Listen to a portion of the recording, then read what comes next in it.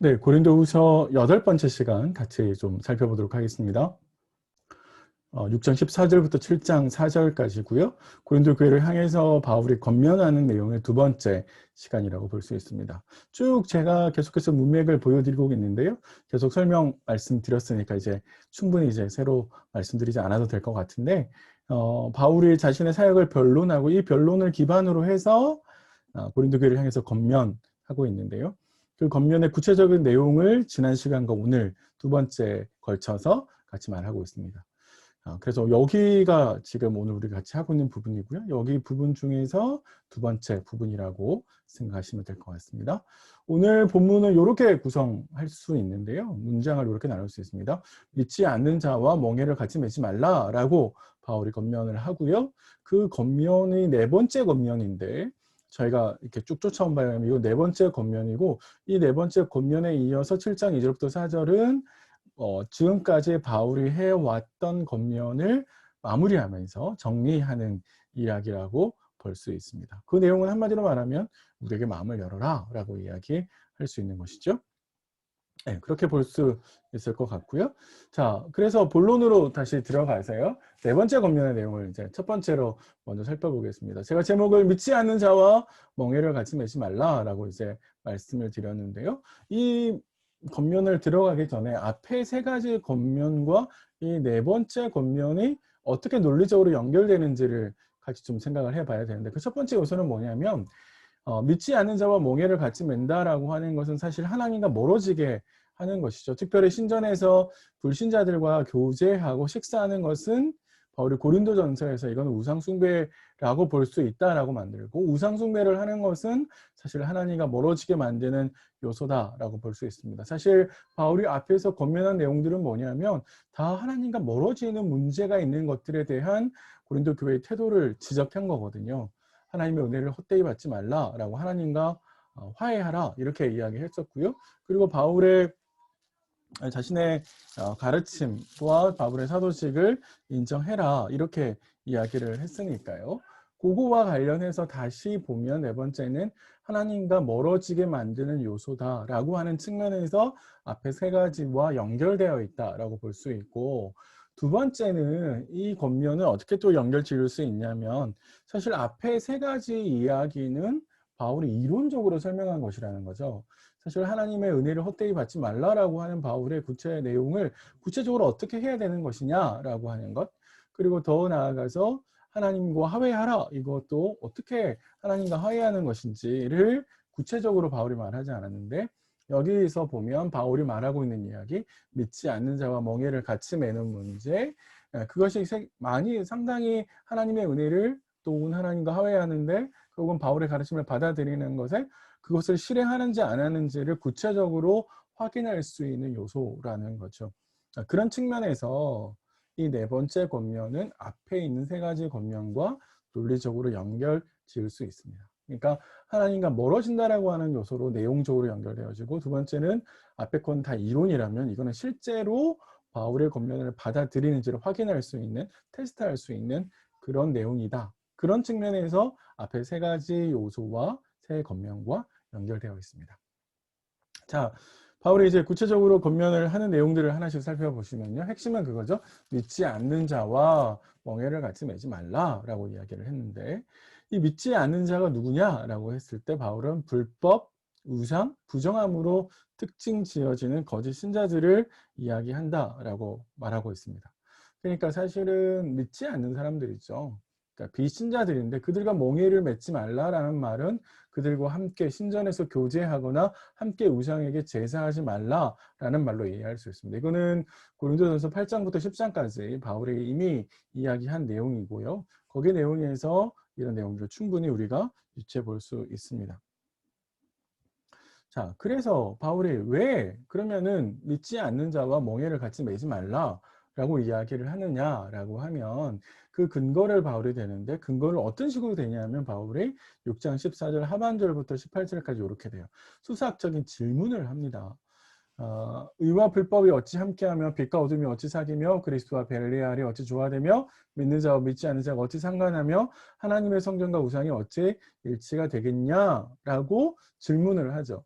이 질문에 대한 대답은 전부 다 함께 할 수 없어요, 사귈 수 없어요, 조화가 안 돼요, 상관 못 해요, 일치 안 돼요 라는 대답을 요구하는 것이죠. 그러니까 사실 바울의 초점은 뭐냐면 믿지 않는 자와 멍에를 같이 매는 것은 우리가 가지고 있는 신앙이 마치 신앙이 없는 사람들과 같이 할 수 없는 것처럼 초점은 성전과 하나님의 성령이 함께 거한 우리가 성전인데 그 성전인 우리가 우상과는 대조를 이룬다는 거죠. 그러니까 그런 측면에서 사실 부조화를 이루기 때문에 함께 할 수 없다라고 하는 것이 바울의 논리라는 겁니다. 믿지 않는 자와 몽해를 같이 매지 말라. 왜냐하면 우리는 성전이고 그들은 우상이기 때문이다. 성전과 우상이 어떻게 함께 존재할 수 있느냐라고 하는 거죠. 이건 왜 그렇습니까? 성전이라고 하는 것은 하나님께서 거주하는 공간이고 사실 우리가 성전이 된다라고 하는 것은 우리가 하나님만 인정한다라는 거죠. 그런데 우상을 인정한다라고 하는 것은 다시 무슨 말입니까? 한 분이신 하나님 외에 다른 신을 인정하는 거잖아요. 그런 측면에서 우상에게 절을 한다라고 하는 것은 곧 하나님을 인정하지 않겠다. 유일하신 하나님을 인정하지 않겠다라는 것이고, 그러니까 사실 이것은 조화를 이룰 수 없는 것이죠. 그런 측면에서 바울은 믿지 않는 자와 멍에를 같이 매지 말라라고 권면한다라고 볼 수 있습니다. 그래서 바울의 근거의 초점은 우리가 하나님의 성전이다라고 하는데 있는데 두 번째 바울은 어떻게 또 설명을 하냐면 신자가 하나님의 성전이다라고 하는 점을 보다 더 강조해서 설명을 합니다. 우리가 앞에서 5가지 수사학적 질문을 살폈잖아요. 전부 다 대답이 아니요를 유도하는 질문이었다고 설명드렸습니다. 곧 그럴 수 없다라고 이야기하는 거죠. 자, 그런데 16절 하반절에서부터 바울이 뭐라고 이야기를 하냐면 16절 하반절에 이렇게 시작하는 부분 보이시세요? 우리는 살아계신 하나님의 성전입니다. 이렇게 시작하는 부분 그 앞에다가 바울이 왜냐하면이라는 말을 집어넣고 있습니다. 이제 우리 한글 개역 개정에는 번역이 제대로 되지 않았는데요. 헬라어 성경에는 왜냐하면이라고 하는 말이 있습니다. 그러니까 어찌 함께 할 수 있느냐? 함께 할 수 없습니다 라고 하는 대답을 유도하는 것이고 바울이 그에 대해서 뭐라고 하냐 왜냐하면이라고 해서 그 다음에 말을 이어나가는 거죠. 수사학적 질문을 던져서 아니요라는 대답을 유도하고 그 아니요라고 하는 대답에 대해서 왜냐하면 이렇기 때문이에요 라고 하면서 한 번 더 근거를 대고 있다라고 볼 수 있습니다. 핵심은 뭐냐면 왜 함께 할 수 없냐? 우리는 하나님의 성전이기 때문이다 이렇게 이야기를 하는 거죠. 사실 제가 앞에서 설명드렸듯이 신자는 하나님께서 거주하는 하나님의 성령이 함께하는 성전이잖아요.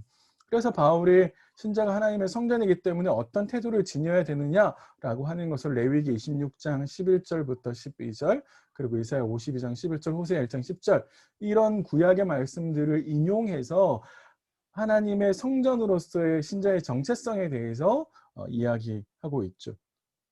특별히 레위기에 있는 말씀은 내가 너희와 함께 거주하고 있다라고 하는 사실을 상기시키고 그래서 내가 너희 하나님이 되고 너희가 나의 백성이 될 거다라고 하는 것을 이야기하고요.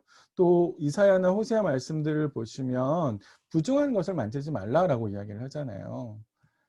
부정한 거라고 하는 것은 사실 하나님의 거룩과 어울리지 않는 것 혹은 성전과 어울리지 않는 것을 만지지 말라 함께 하지 말라라고 이야기하는 거니까 우리가 앞에서 계속해서 이야기해 온 것처럼 우상과 함께 하면 안 되고 우상의 요소들을 가지고 들어올 수는 없는 거죠. 그건 신자의 정체성에 어긋나기 때문에 바울은 그렇게 할 수 없다라고 이야기를 한다는 겁니다.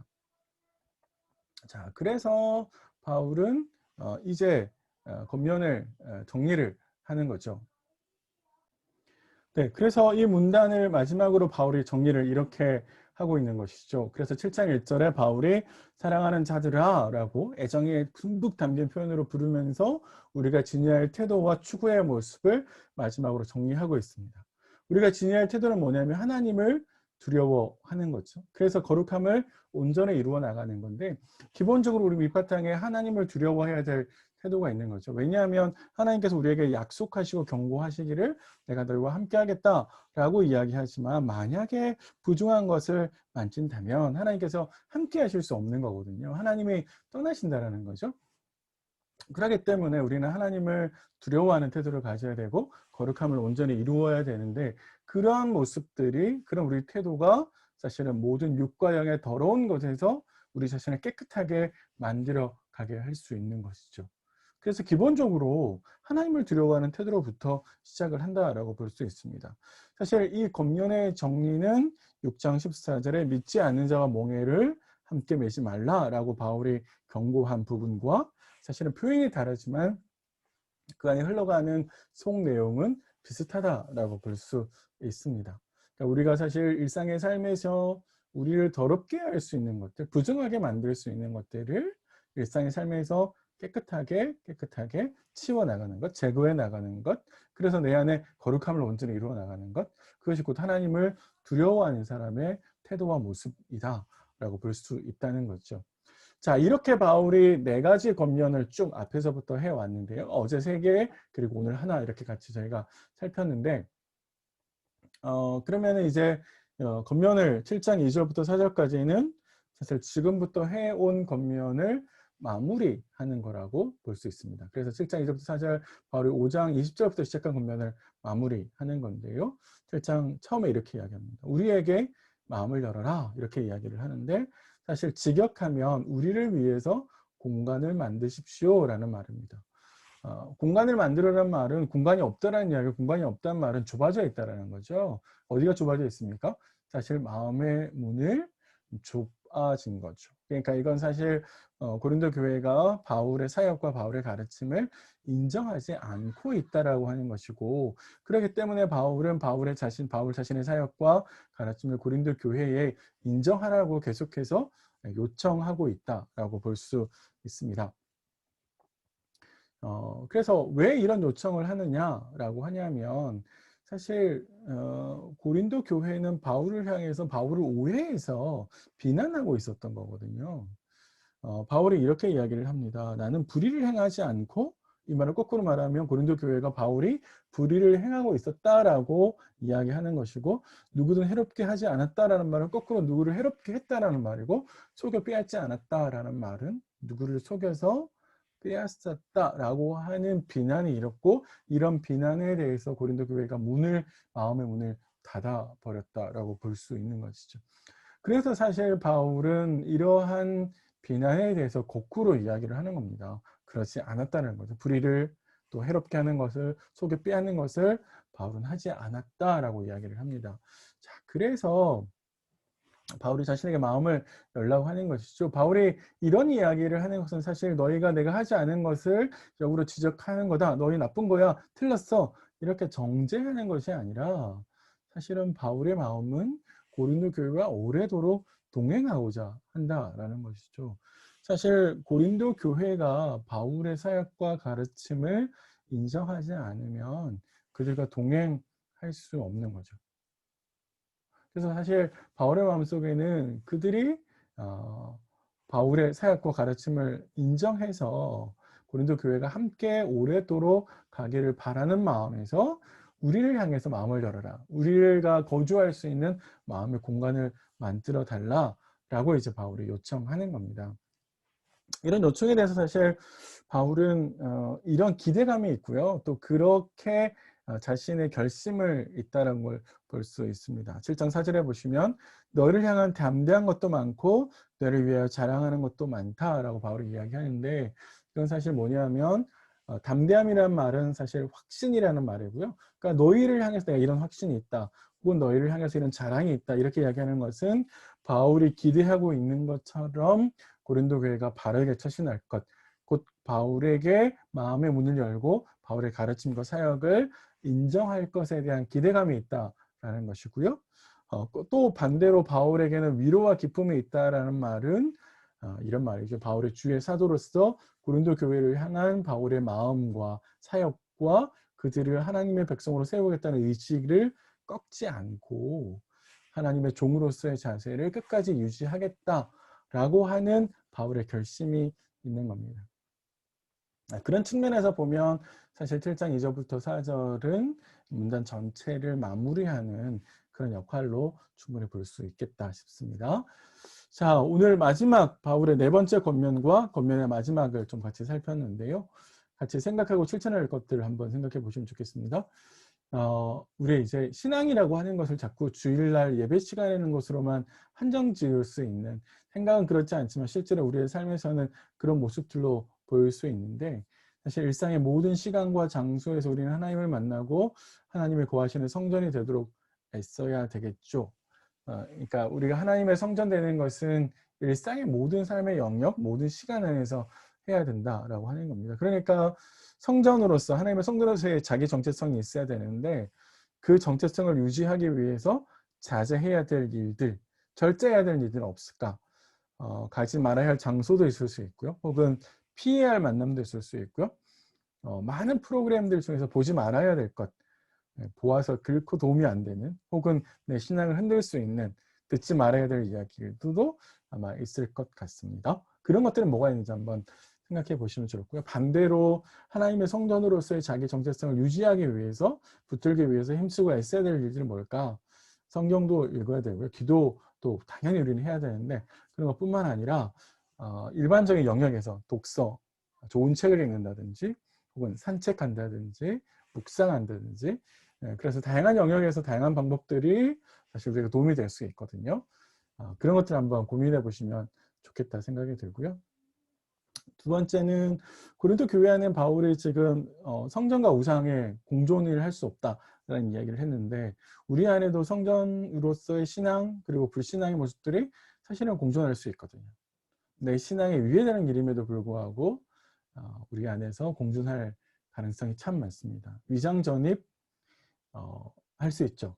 사실은 하면 안 되는데, 혹은 명의신탁, 교통위반, 불법 다운로드, 제가 아주 큰 것부터 조그만 사소한 것까지 썼는데, 이거는 우리 일상의 삶에서 행하는 크고 작은 문제들이 꽤 많다라는 겁니다.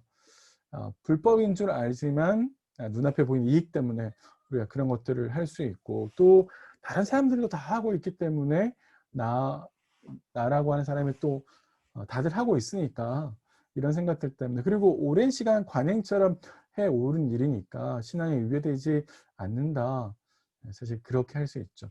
그러니까 그런 점에 있어서 신앙과 불신앙이 공존하지 말아야 되는데 공존하는 모습들이 내 안에 있지 않을까 한번 생각해 보시면 좋겠다 생각이 들고요. 세 번째는 바울이 고린도 교회를 향해서 하나님이 보내신 사도로서 나를 인정하고 받아들여 주십시오라고 이야기를 했는데요. 사실 교회에 하나님이 보내신 사역자에 대한 태도, 내가 그 태도는 곧 하나님에 대한 나의 태도를 보여준다라고 부둥이 계속 말씀드리고 있습니다. 자, 마음을 열고 영접하면서 협력하고 교회를 잘 섬기고 있는지, 그래서 사역자들과 잘 협력해서 교회를 섬기고 있는지 한번 살펴보시고요. 내가 간섭하지 않으려고 적당한 거리 두기를 하면서 그가 전하는 하나님의 메시지도 적당한 거리를 두기 하는 거 아닐까 한번 생각해 보십시오. 네 번째는 일상을 죄로 물들일 수 있을 만한 요소들을 좀 한번 찾아보시면 좋겠습니다. 이게 죄는 아닌데 놔두면 죄가 되는 것들, 그런 거 있을 수 있겠죠. TV를 보는 건 나쁘지 않지만 오랜 TV 시청은 문제가 될 수 있고요. 술자리에 가는 것 자체는 문제가 되지 않을 수 있지만 사실 잦은 술자리는 문제가 될 수 있고요. 누군가를 뒷담화하는 것들, 이런 것들은 문제가 될 수 있죠. 그래서 방치해둠에 영향을 미칠 수 있는 것들이 뭐가 있을까 한번 생각해 보았으면 좋겠습니다. 8번째 시간, 고린도후서 8번째 시간 이렇게 마치고요. 9번째 시간에서 뵙겠습니다.